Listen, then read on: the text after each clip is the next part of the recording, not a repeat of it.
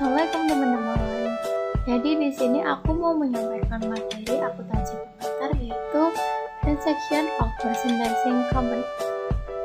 Sebelum masuk ke materinya, lebih baik kita kenalan dulu ya. Karena kan ada pepatah yang mengatakan kalau tak kenal maka tak sayang. Jadi lebih baik kita kenalan dulu.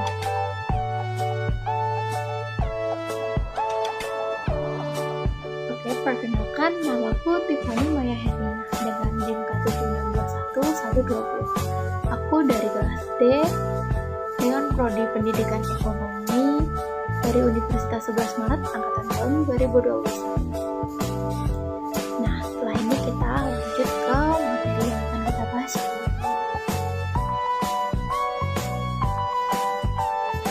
Nah, di sini aku mau jelasin dulu ke kalian apa sih transaksi itu. What is transaction? Jadi, transaksi itu merupakan peristiwa yang dicatat oleh akuntan. Hal ini itu diungkapkan oleh Weygen, Kimmel, dan Joseph.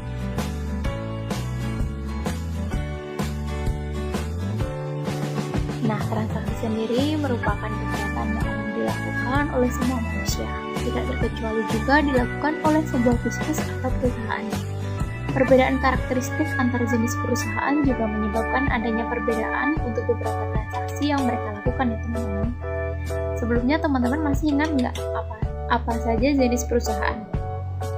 Buat teman-teman yang sedikit lupa, aku ingatkan lagi ya. Jadi jenis perusahaan itu ada 3. Yang pertama itu ada perusahaan dagang. Lalu yang kedua ada perusahaan jasa. Dan yang terakhir ada perusahaan manufaktur. Tetapi pada kesempatan ini aku akan membahas tentang perusahaan dagang saja. Oke, kita lanjut ke materi berikutnya ya.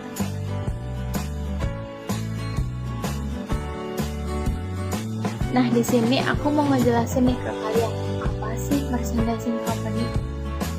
Merchandising company itu apa sih, Kak? Nah, jadi merchandising company itu atau biasa disebut dengan perusahaan dagang itu didefinisikan sebagai perusahaan yang kegiatan bisnisnya membeli barang dagangan dari supplier, lalu barang itu dijual kembali kepada konsumen tanpa mengubah wujud dan sifat barang tersebut. Nah, setelah ini kita akan masuk ke materi pokoknya, yaitu Transaction of Merchandising Company. Pada Transaction of Merchandising Company kita akan membahas tentang jenis-jenis transaksi yang ada pada perusahaan dagang. Nah, yang pertama itu ada pembelian barang dagangan. Transaksi pembelian ini adalah kegiatan membeli suatu produk. Adapun pihak penyedia barang atau penjual dapat berupa perusahaan, perorangan, maupun toko. Transaksi pembelian ini dibedakan menjadi 2, yaitu dilakukan secara tunai maupun secara kredit. Lanjut, yang kedua ada return pembelian dan pengurangan harga.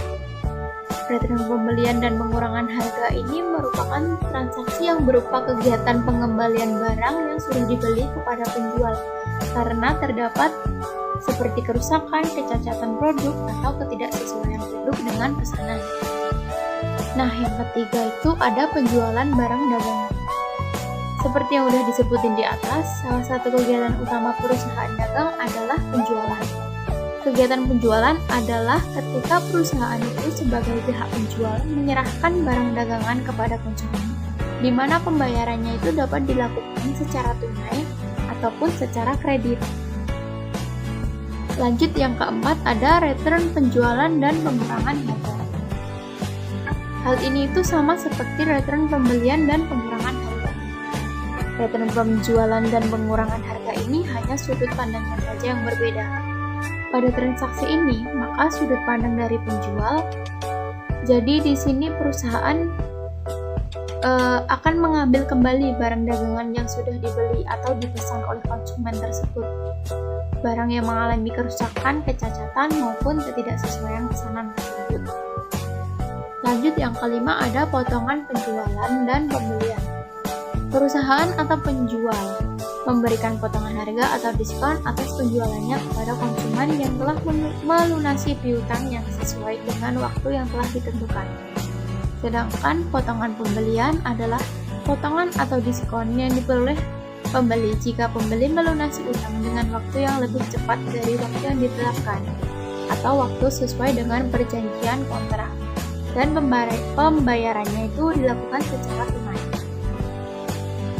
Lalu yang keenam ada beban angkut pembelian dan penjualan. Transaksi beban angkut pembelian ini berupa biaya beban angkut yang ditanggung pembeli. Beberapa supplier biasanya tidak mau menanggung biaya angkut dari gudang ke tempat pembeli, karenanya timbullah biaya angkut pembelian ini. Sedangkan beban angkut penjualan ialah biaya angkut yang ditanggung oleh pihak penjual pada saat mengirimkan barang dagangannya. Nah, lanjut lagi yang ketujuh ada persediaan barang dagangan. Persediaan barang dagangan ini merupakan bahan atau barang yang akan digunakan oleh perusahaan tersebut untuk kegiatan operasionalnya dan penjualannya. Persediaan ini merupakan salah satu jenis aset yang riskan. Jadi oleh karena itu perlu dilakukan perhitungan dan pengontrolan yang teratur. Setelah itu lanjut lagi ada pembayaran utang. Jadi untuk mendapatkan modal atau adanya transaksi yang dilakukan secara kredit ini mengakibatkan perusahaan itu memiliki utang kepada pihak lain. Jika perusahaan itu mempunyai utang, maka perusahaan dan pembeli itu wajib melakukan pelunasan utang kepada pihak kreditor. Biasanya utang yang sering dilakukan oleh perusahaan dagang itu seperti utang pembelian barang dagangan, karena pembayarannya itu dilakukan secara kredit. Sebaiknya utang itu dilunasi sesuai dengan kesepakatan yang dibuat bersama. Bahkan akan lebih baik jika dilunasi sebelum jatuh. Lanjut yang terakhir atau yang ke-9 itu adalah penerimaan piutang. Dengan adanya penjualan yang dilakukan secara kredit itu, maka akan menimbulkan adanya piutang. Sebab itu, jika perusahaan atau pihak penjual itu menerima piutang